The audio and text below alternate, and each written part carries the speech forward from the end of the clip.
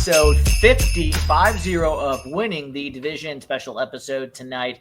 Alongside former NFL tight end Ben Shroop, I am Ryan Smith, both your co-hosts here at Winning the Division. And it is our pleasure tonight to welcome from PFF. He is an analyst and host of the college football podcast at PFF with Max Chadwick. He is Mr. Dalton Wasserman. Dalton, how's it going?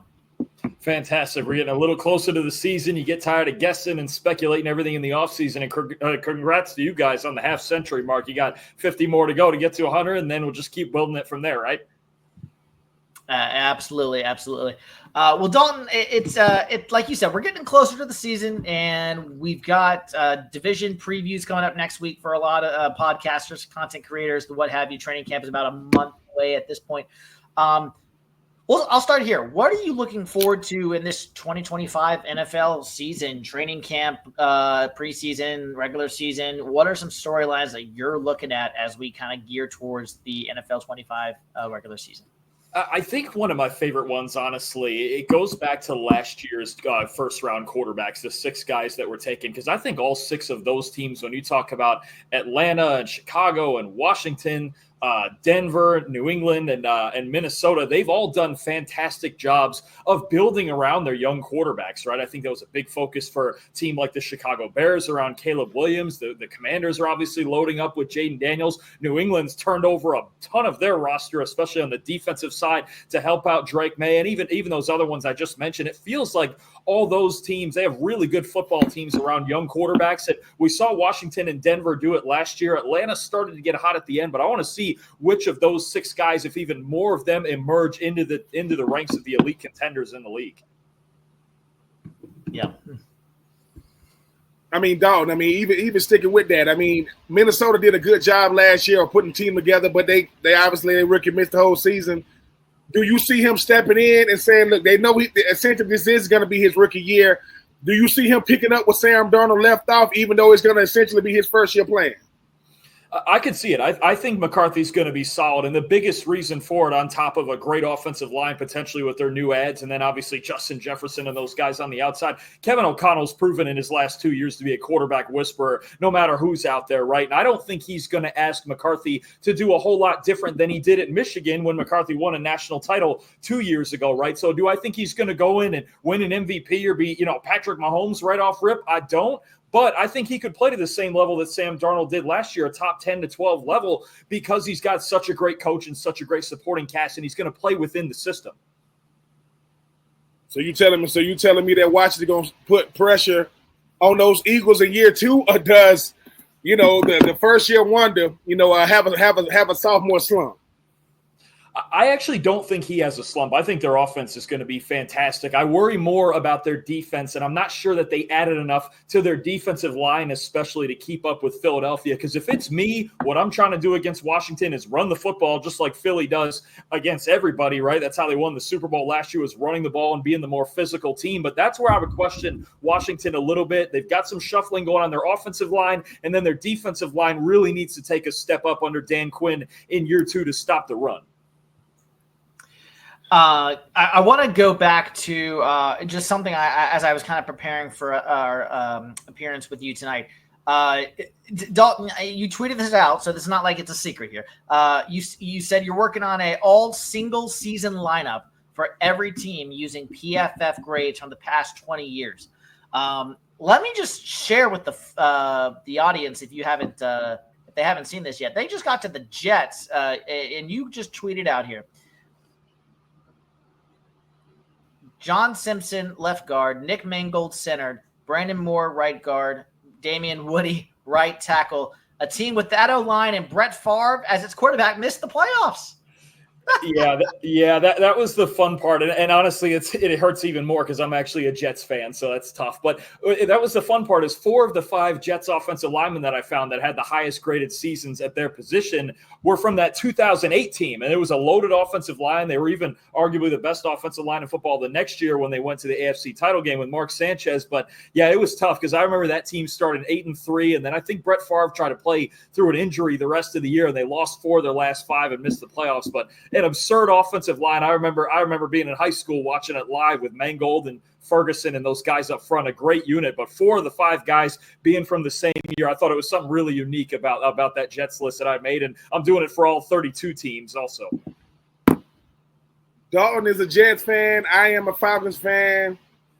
Ryan, you are a Carolina Panthers fan. We're gonna have to come up with a "Woe Is Me" podcast. And look, man, we just got to do it. I mean, I gotta ask why we got you though. Justin Fields, believe in him because you have to, or believe in him because you think he can get you guys at least to respectability in 2025? I'm a little more cautious with this. To me, I haven't seen a ton of elite stuff from Fields in his first few years as a passer. Now, I do think they're going to go into it with the right mentality, with Aaron Glenn as the defensive coach wanting to be physical, and Tanner Engstrand obviously coming up under Ben Johnson. They're going to want to run the football, right? They've got Breece Hall, they've got Braylon Allen, they've got Justin Fields' legs themselves, they've got Garrett Wilson, obviously his former teammate at Ohio State. But I think this team is going to want to run the ball, get behind their offensive line, and it's going to look a lot like that first year and a half or so, I think, of the Detroit Lions under Dan Campbell, right? Where it was, look, we know we're not necessarily going to win games right away because we don't have a boatload of talent, but you're going to know that you just played against us because we're the more physical team and we're going to build this thing in the trenches. So in that sense, when it comes to running the ball, if he can stay healthy, I do think he can play a really nice complementary role to that run game while trying to find some more weapons in the passing game in future years. I don't think we're going to see some sort of surprise playoff push from the Jets, but it's really going to depend on his health, and we'll see if his accuracy gets any better than it was the first few years. Yeah, so I'll start with the Jets and the AFC East as we kind of go through your thoughts on these divisions as we get into training camps for all 32 teams. Jets, you kind of answered the bell there with Justin Fields. Everyone knows about the Bills. Everyone knows about them. Mike Vrabel and the Patriots, the culture builder, Mike Vrabel. Some people have them going playoffs in their first year. I just do not see that happening. They have too many holes. I'm down on Miami. I don't know what it is about Miami. I am, even with this trade, before the trade actually that happened yesterday, I'm down on Miami. Or am I crazy for being down on a team that made the playoffs 2 of the last 3 years, even though they got bowed out in the first round because they can't play in the cold? Or I think Miami's destined for 4th place in this division this year. We'll see about 4th place depending on the development with the Jets, but I do think New England looks like the second best team right now as long as they can develop Drake May and the O-line right. Yeah, I'm with you, but even before the trade, I was down on Miami. I don't like their situation in the trenches at all on their offensive and defensive lines. And now, to me, I got to be honest with you, I know they're getting Minka Fitzpatrick back, but this Jalen Ramsey, Jonnu Smith trade to me starts to feel like waving the white flag a little bit on the next year or two. I think they're trying to clear salary. They're trying to clear salary cap space. My honest prediction right now is that Fitzpatrick doesn't play past this coming year in Miami. I think they want it. It's kind of like trading, in the NBA when they talk about trading for those expiring contracts. That's essentially what you have here with Minka and offloading Ramsey's contract and resetting the cap and really digging into these next 2 draft classes, especially what could be a very special 2027 class at a lot of different positions. I think Miami might be in for a little bit of a reset over the next 2 or 3 years, not just this year.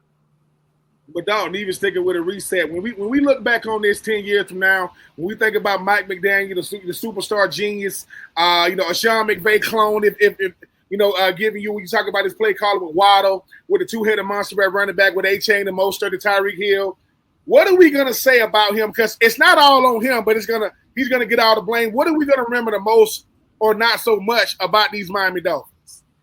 We're going to remember a high-flying offense because that's what they have had when Tues healthy. We're going to remember a high-flying offense, but a team that didn't quite have enough balance against good teams, right? Defense, enough defense to play in the cold weather, enough physicality and offensive line to play in the cold weather. We can remember those games up in the snow against Buffalo or in Green Bay last season, I remember, where it just felt like they didn't have a chance, right? And I think the big thing that we're going to remember from the team as a whole, it's unfortunately going to be Tua's injuries, right? Because so far he's only played 17 games once in his career. When he has been healthy, they're explosive. They're a playoff caliber team, but just not on the field enough, right? So we're going to remember those 2 things. High flying when Tua's out there, but not enough balance to really make a real run at a championship. All right, Dalton. I mean, we got. Let's go straight to the division that I want to go ahead and get out the way. The AFC South. I know it's Houston's division to lose. I know that. Trevor Lawrence make the same amount of money as Josh Allen. We don't know who's going to be the starter in Indy. And my Titans got the number 1 overall pick. Biggest storyline coming out of the AFC South. Biggest storyline in the AFC South. Honestly, it really is Houston's offensive line because I'm with you. I think they're the most talented team in the division. You've got the best quarterback in the division for now in C.J. Stroud, right? But this offensive line is the difference in them being a contender or not, right? If they can hold up even at an average, maybe anywhere in pass blocking from 12th to 16th or 17th, they could be a Super Bowl contender. Their pass defense is ridiculously good with the pass rush in the secondary. I like the weapons, the 2 weapons they added from Iowa State and Jaden Higgins and Jalen Noel. I loved watching those guys the last couple of years down there in Ames.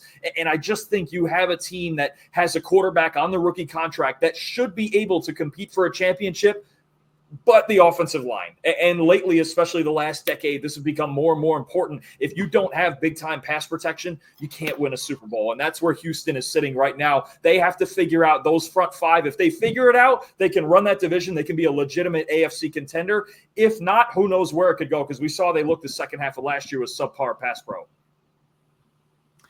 Yeah, I agree. Houston, biggest question is their offensive line. I think Tennessee rebuilding year 1 with Cam Ward could be spicy. You never know. Jacksonville, Trevor Lawrence obviously has a big year. If you've watched this show, I've said Trevor Lawrence and Kyler Murray are the 2 biggest questions this year going in at quarterback. I think Kyler Murray his last year in Arizona, in my personal opinion. Trevor Lawrence maybe not in Jacksonville, depending on what he does. And then Indianapolis, Anthony Richardson already injured again. Daniel Jones. Yeah, it just seems like this is Houston's division to lose if they can continue to right the ship there. Let's go to the AFC North. Shamar Stewart, the Cincinnati Bengals. I mean, good gracious. Can we not keep talking about the Cincinnati Bengals? They do it to themselves, though. Let's be honest. We talked about Aaron Rodgers, the trade with Pittsburgh. Baltimore is just Baltimore. They're good every year. We know this. Cleveland, they're not expected to be good. I want to focus on the Cincinnati Bengals. I mean, Joe, is it hyperbolic for me to say if this defense is just average, this is a Super Bowl roster. Their offense can get them there if the defense is just average.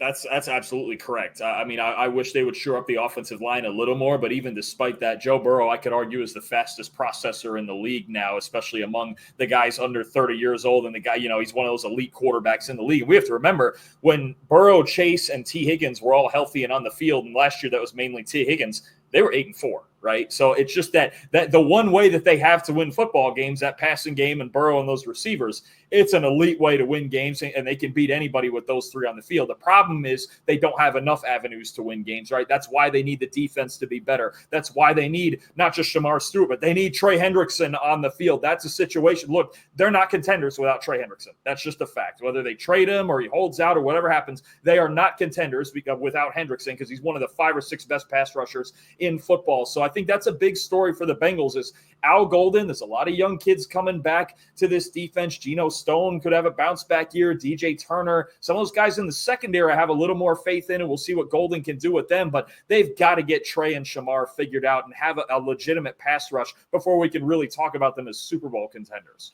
I mean, Shamar Stewart said it the best. They want to win arguments. They don't want to win games. The fact that you got a guy that had 35 sacks the last 2 years, led the league in sacks, 2 first-team, back-to-back first-team All-Pros. You can't get him signed. You can't get your first round of signed. Cincinnati has a problem. Pittsburgh got a quarterback a year younger than me. The Baltimore Ravens got to figure out how to win deep into the playoffs.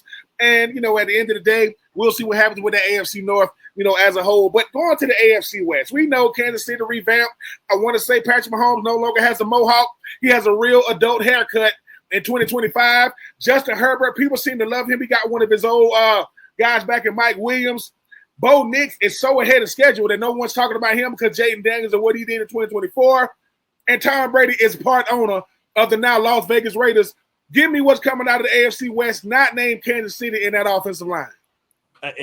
What a fantastic division. First of all, when you talk about the Raiders, are probably still the fourth most talented team, and everything they've added offensively with Geno Smith and Ashton Jeanty, they're going to be fun to watch. But I think you have to look at Denver and LA after both making surprise playoff appearances last year, and just the way they're building the culture with established coaches and building that football team. I love what Denver's doing, especially on the defensive side of the ball. Look, if they're healthy, Dre Greenlaw and Talanoa Hufanga, those guys were the missing pieces last year. They were a little weaker at linebacker than the rest of the defense. If Greenlaw's healthy and plays like we know he can play, and Hufanga's healthy and he plays in the box like we know he can play, and then they had a first-round pick in Janae Barron that really surprised everyone, who I love down at Texas, that Denver defense has a chance to be the best one in football if a couple of things break right, all right? And then the Chargers, I look at them offensively with all the youth that they have, and look, I know Justin Herbert's been around since 2020, just like Joe Burrow, but he's still incredibly young, and I thought you could argue he played his best football last season, and that's just Jim Harbaugh and Greg Roman as experienced offensive play callers, guys who know how to build a system and work to a quarterback's strength, throwing vertically down the field. You're talking about now you have Lad McConkey might be an elite receiver, Amarion Hampton at tailback, Trey Harris, I think he's a really good complement on the outside too. I think you got both teams not getting too aggressive, but finding the right young players to add to their team and really be primed for a run in not just this year, but in the next 3 or 4 years. Yeah, I mean, just to continue with that real quick before we transition to the NFC, the Raiders, I mean, I said this last night on Ben, what was the show we were on last night? I'm blanking right now. Just South Florida Tribune. Just South Florida Tribune. Right. Yeah, that's right. South Florida Tribune. And the Raiders, it just seems like they're searching for just respectability right now and just relevancy from like, I remember when I was in, I want to say high school or middle school. It was that Super Bowl against the Bucs where they just got blown out, but with Rich Gannon. But at least they were there. Since then, it's been like the Raiders have been non-existent everywhere. And the brand we know is the brand, sure, the historicness. But yeah, I think Pete Carroll can definitely give the Raiders a jolt this year. I think they're going to be much improved. I don't think they're going to go to the playoffs or anything like that, but I'm excited to see what the Raiders look like in this division. I think they could surprise some people this year, depending on how Geno Smith plays in year one. I think their offense is going to scare a lot of teams head-to-head. Geno Smith has played like a top 10 to 12 quarterback for 3 years. Ashton Jeanty is just a freak of nature. You watch what he did the last 3 years at Boise State. The Raiders had the worst group of running backs in the NFL last year. Now you add that kid to it, plus Raheem Mostert behind him, who's a solid veteran, has been for a long time. Those two guys in the backfield, and then, look, Brock Bowers is about – if people don't think, if they're not aware of Brock Bowers by now and setting the rookie record by a tight end for yardage, they're going to be aware of him now, because he's probably a year or two away from taking over the throne from Travis Kelce and George Kittle as far as the best tight end in football goes. And now he's got a legitimate quarterback. This offense is going to scare a lot of teams. You don't want to mess around with the Raiders when you're playing them head to head. I mean, transition over to the NFC, Dalton. I mean, look, let's start with the NFC East. I know it's Philly, and Philly might be the best team in football. Is the best team in football, got the best front office in football, might have the best owner in football. I know Michael Parsons think that his owner and is the best GM in football, but Eagles, Washington, Dallas, the G-Men might have the best defensive line in football. Bar none, if they can put it together. Abdul Carter, Kayvon Thibodeau, you talk about Brian Burns, you talk about Dexter Lawrence. The Eagles are the easy, storyline. What are we going to be talking about with this NFC East? Start of the season, end of the season, what's going to be coming out of this NFC East? Not name them guys from Philly. I think the overarching story, if you're talking about just the impact on the league, is can the Eagles repeat? Because honestly, you're bringing back, I believe it's 20 out of your 25 snap leaders from last season from what was clearly the best team in football by the end of the year. The Eagles' ability, or at least capability of repeating, I think is pretty high when you look at their roster, offense and defense. The O-line's great, the D-line's great, the secondary, what Vic Fangio did with that defense is spectacular. So you're looking at that part of it first. And then, look, I think the storylines with all of those teams, this NFC East is really fascinating this year with the way the Commanders are loading up around Jaden Daniels. I think with George Pickens in the fold, I think Dak Prescott's in for a bounce back. Look, last year was the worst that we'd seen him look in his career. We know he's a better player than that, and that offense has always operated best when they have a second vertical threat to complement CeeDee Lamb. They have that in George Pickens. And then you mentioned with the Giants, the kind of young The defense is kind of scary. Don't forget about that secondary, too, that added Javon Holland on the back end. That defense could keep them in a lot of games. We just don't know what the quarterback situation is, right, with Russell Wilson, Jameis Winston, Jackson Dart, the first-round pick. So I think there's a ton of fascinating stories, but I think the overarching one first, and I know we ask this about every champion every year, is how capable are the Eagles of repeating as Super Bowl champions? Their roster would tell you they're very capable. And are set to reveal their helmet jersey alternates on July 9th, coming up this month. And apparently it's going to be inspired by the old Redskin uniform. So look out for that. Some Commanders news there as we head into the summer. NFC North, let's switch there now. Again, I'm going to say this, is it hyperbolic for me to say, I think Jordan Love and the Packers can win this division. I think they can. I don't know about Super Bowl. I'm not going to say that. But I think they can win this division. The Lions are going to take a step back. Not too much of a step back, but somewhat of a step back with Frank Reich, both coordinators. The Vikings, J.J. McCarthy, I don't know when I'm getting there. I mean, they could be really good because this is a Super Bowl roster outside of the quarterback because we don't know about the quarterback. And then Ben and I talked about this earlier. Caleb Williams and Ben Johnson. Caleb Williams' future in Chicago is going to depend on how well he can be coached, because Ben Johnson knows to call plays. He's been a head coach before, but he knows how to call plays.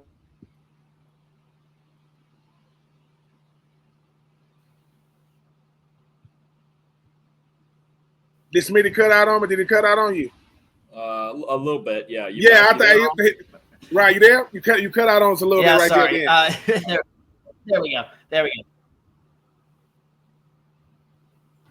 Yeah, so thoughts on the Packers and their ability to win this division?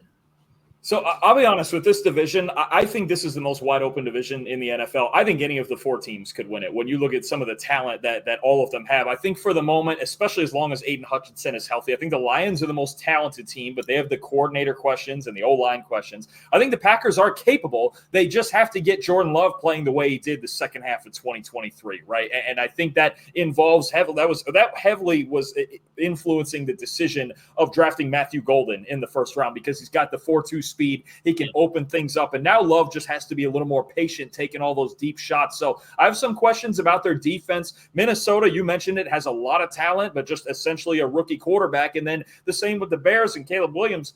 Year one under Ben Johnson is going to be massive, and you mentioned it. It's going to be about Ben Johnson's ability to get Caleb Williams to play on time. If he can do that, then the Bears could have an elite offense. They are absolutely loaded up front with the weaponry. Luther Burden, Colston Loveland, DJ Moore, Odunze, all those guys on the outside. The Bears are loaded offensively. I really believe if things break right, any of these four teams could compete for this division. That includes the Packers, obviously. They've been to the playoffs the last 2 years. That's not new to them. They just need to break through and have Jordan Love play a little bit more consistently than he did last year.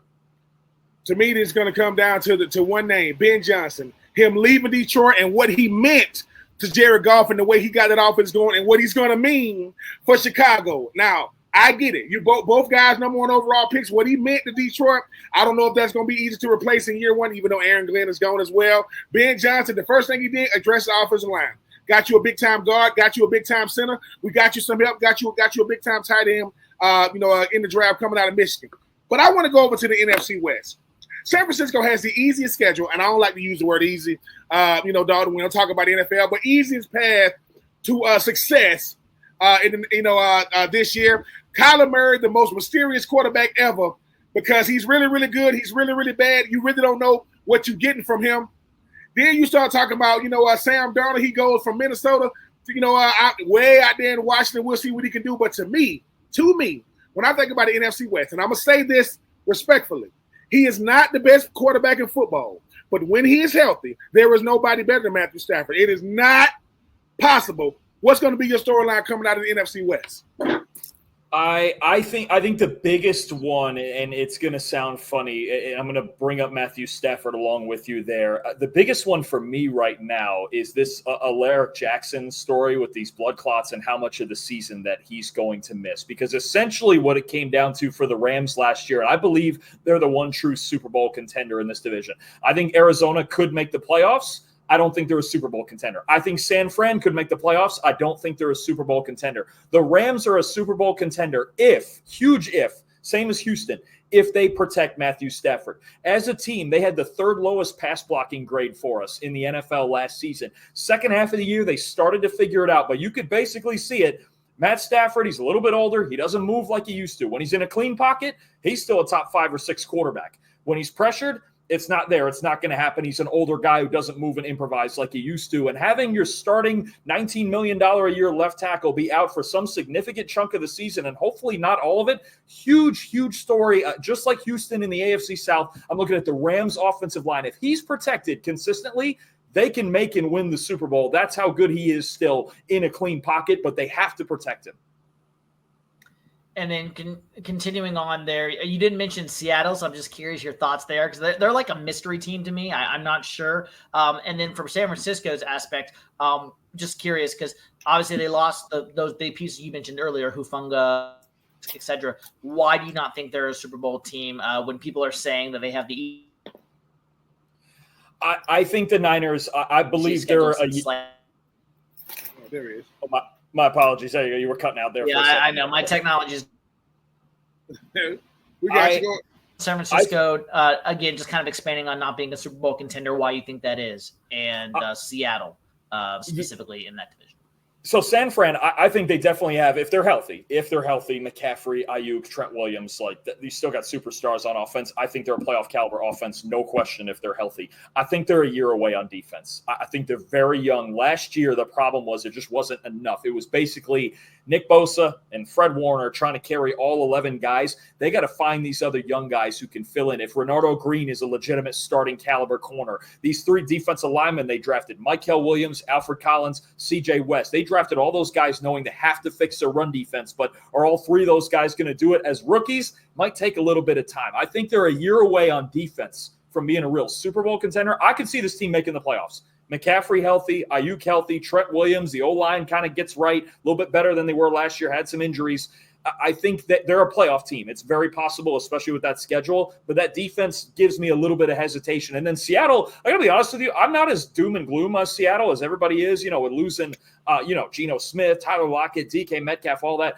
I think one of the best hires in the entire NFL this offseason was their new offensive coordinator, Clint Kubiak. And the pairing that he has with Sam Darnold, A, it's a similar system that Darnold ran in Minnesota last year. B, Kubiak was Darnold's quarterbacks coach 2 years ago in San Francisco. So there's already a connection and a familiarity there with the offense. They got to figure out this offensive line. That was the real problem late last year. But I think we're going to look back 2 or 3 years from now at Clint Kubiak and go, man, Seattle made the right move by hiring him when he was let go by the Saints and that Saints whole coaching staff was let go. I think he's the right guy for that job. It might take some time. They might struggle early in the season, but I could see Seattle developing into somewhat of a threat week to week late in the year as they move into some positivity next offseason. Well, I mean, we waited for the end of the show to get to it. I mean, like as we mentioned before, Panthers fan, Falcons fan, Jets fan, the NFC South. Bryce Young, he got a weapon. I mean, everybody. I said it was going to get. I said it was going to get Chet. They got him. Michael Penix Jr. They waited 14 years to finally let him get into the game when the games didn't matter anymore. Even though I know you saw it, Dalton, him versus Jaden Daniels, that game went down to the wire. I don't know if that was because of momentum. The Saints, may God bless them, they need to go to church on Saturday night because it's gonna be rough on Sunday. But the class and best culture of that division still resides in Tampa. Can anybody put pressure on the Bucs for that division this year?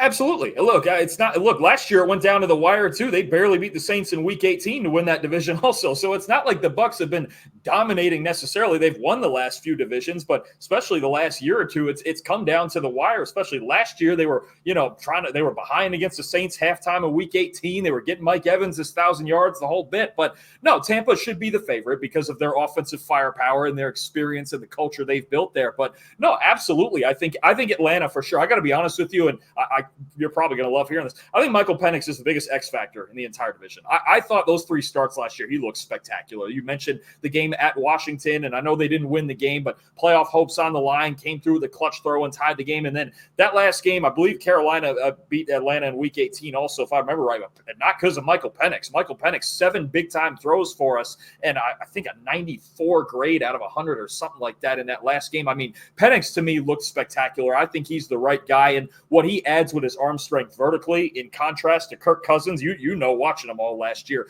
that's a whole different animal. So I think depending on the development of Penix, if he keeps up that level of play and he's going to play like he did in those 3 starts last year, they can absolutely push him. And then, you know, Ryan, obviously, I think we've talked about this before. I know we were texting a lot around the draft, but look, Carolina's added a lot of talent. And the big thing with drafting Teterow and McMillan is, okay, last year we got a glimpse of what Bryce Young could do for half a season, right? He carries that for a full season. We start to really talk about something because they've got a really good offense if he plays like he did down the stretch last year. So I'm with you. I think the Saints are very much in a developmental year, obviously, probably with Tyler Shuck as their quarterback, new head coach, building the defense, everything like that. But I could see scenarios easily where Atlanta and or Carolina could push Tampa for the title.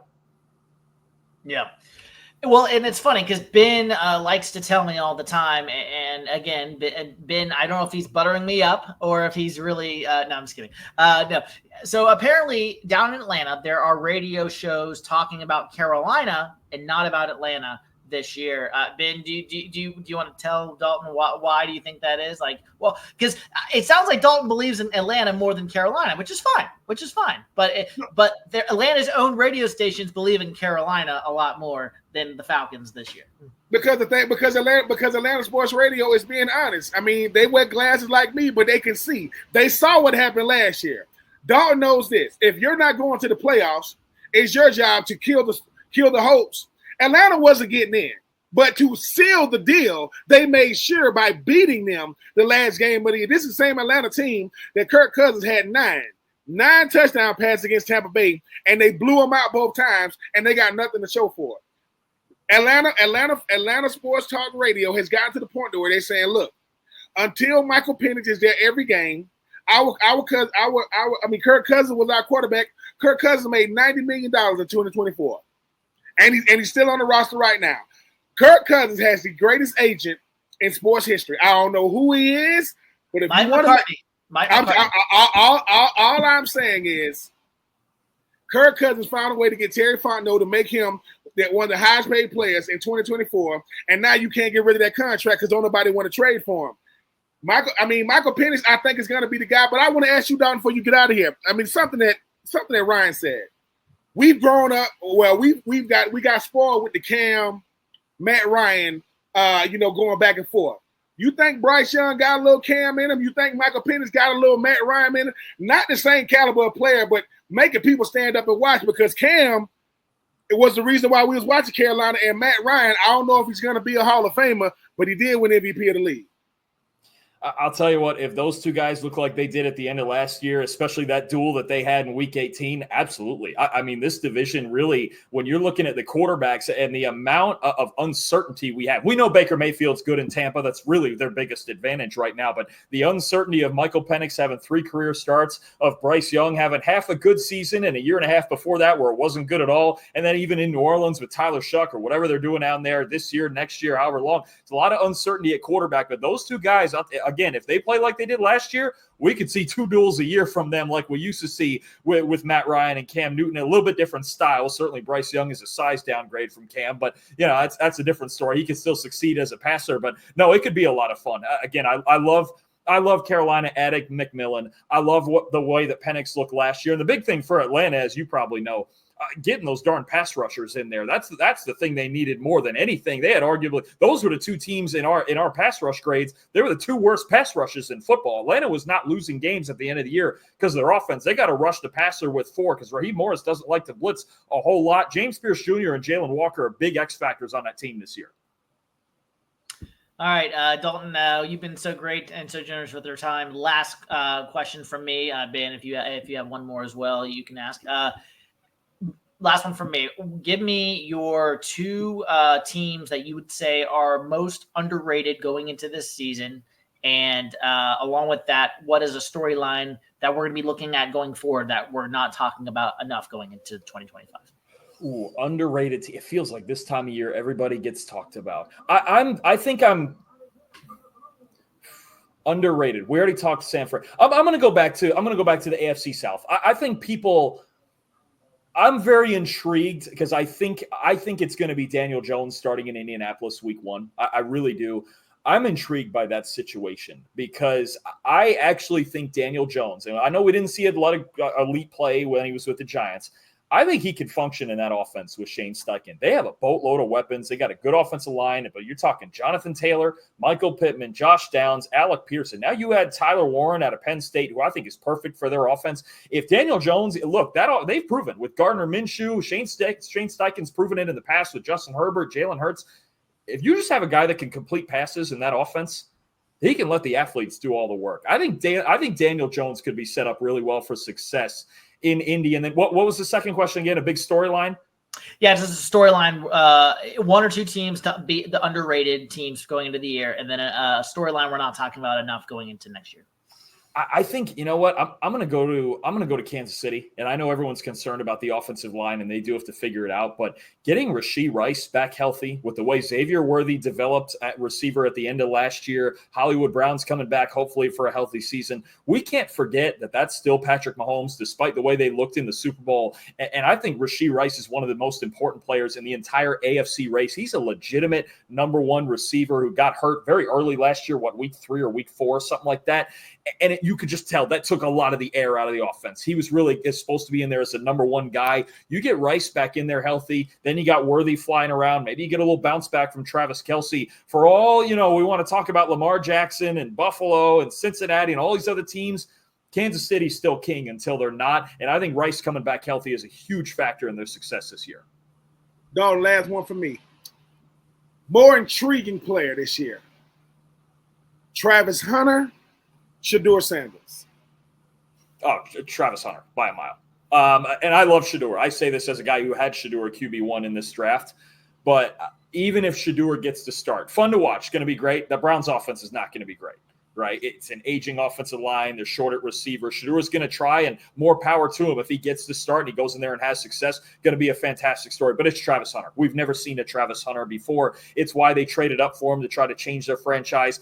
How much is he going to play receiver? How much is he going to play corner? He just won a Heisman doing both. There are very few more, not just in this argument, but there's very few more fascinating players in this league than Travis Hunter right now. We've never seen it. And if he can play an extensive amount on both sides of the ball, not only can he change the success of that team really quickly, but now you start talking about, okay, what does the second contract look like? What is he worth? What do some of these WAR numbers and things we have behind the scenes, what do those look like? Is he as valuable as a quarterback? Do we finally have a skill player who's as valuable as a quarterback? It's Travis Hunter. And I really think they brought him in there not only as the talent that he is, because he's an elite talent on both sides, but to change the culture of that Jacksonville team that they had it a couple of years ago when they made the postseason and very quickly lost it again. I think they're trying to bring that air of positivity back, and they're trying to do it with a completely different player than we've ever seen.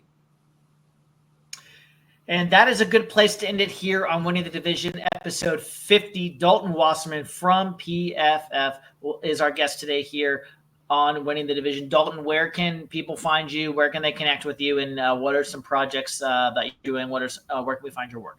So at PFF_Dalton on Twitter, if you want to give it a follow, PFF.com for all of our great written content from myself and all our other great analysts, and then the PFF NFL show on YouTube. And for those who want the college football content, PFF College Football Show, like you mentioned, on Monday. Max and I are going to start our SEC preview. Every single team in the SEC, we're going to break it all down, and we're going through all the Power 4 conferences in the next 4 weeks. So PFF NFL show and College Football Show on YouTube. Check it out. Well, for Ben Troop, for Dalton Wasserman, I am Ryan Smith. This has been Winning the Division, episode number 50. Rate, review, and subscribe wherever you get your podcasts, and we'll see you guys next time.